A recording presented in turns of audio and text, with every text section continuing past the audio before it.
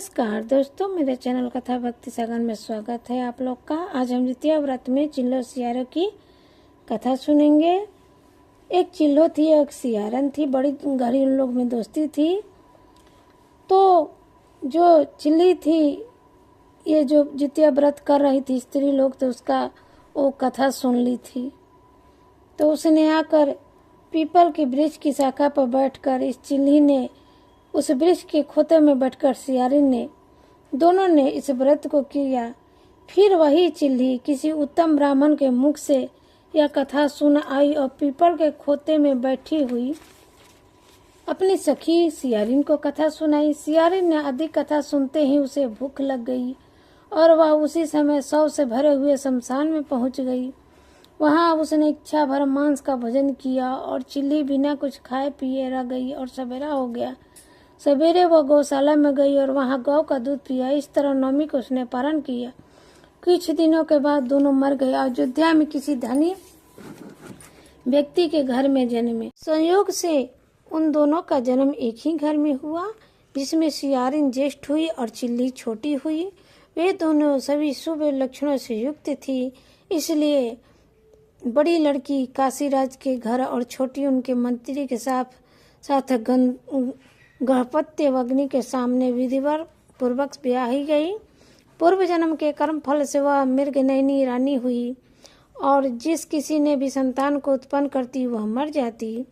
और पूर्व जन्म की बातों का स्मरण करने वाली मंत्री की पत्नी ने अष्टवासुओं के सदृष्ट तेजस्वी 8 बेटे को उत्पन्न किए और सभी जीवित रहे। अपनी बहन की पुत्रों को जीवित देखकर ईर्ष्यावास राजपत्नी ने अपने स्वामी से कहा, यदि तुम मुझे जीवित देखना चाहते हो तो इस मंत्री के भी पुत्रों को उसी जगह भेज दो जहाँ मेरे बेटे गए हैं, अर्थात इन्हें मार डालो। यह सुनकर राजा ने उस मंत्री के पुत्रों को मारने के लिए कई प्रकार के उपयोग किए, पर मंत्री पत्नी ने जीवित पुत्रिका के बल से बचा लिया। एक दिन राजा अपनी आदमियों से उन पुत्रों का सिर काटकर पिटारे में रखवाया और वह पिटारी उनकी माता मंत्री पत्नी के पास भेज दिया।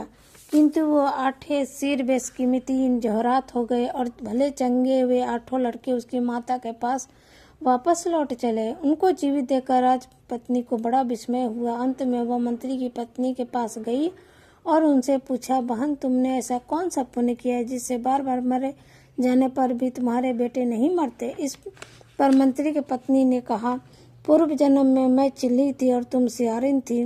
दोनों ने व्रत किया था। तुमने व्रत के नियमों का भली भांति पालन नहीं किया था और मैंने किया था। इसी दोष से है बहन तुम्हारे बेटे नहीं जीते हैं। और वो रानी, अभी तुम उस जीवित पुत्री का व्रत को करो, तुम्हारे बेटे दीर्घायु होंगे। मैं तुमसे सच कह रही हूँ। इसके कथानुसार रानी ने व्रत किया, तभी से उसके कई बेटे सुंदर और दीर्घायु होकर बड़े बड़े राजा हुए। सूत जी कहते हैं, इस प्रकार का आनंद देने वाले मैंने यदि व्रत बताया है। स्त्रियां चिरंजीवी संतान चाहती हो तो विधि पूर्वक इस व्रत को करें। जय हो जितिया माई।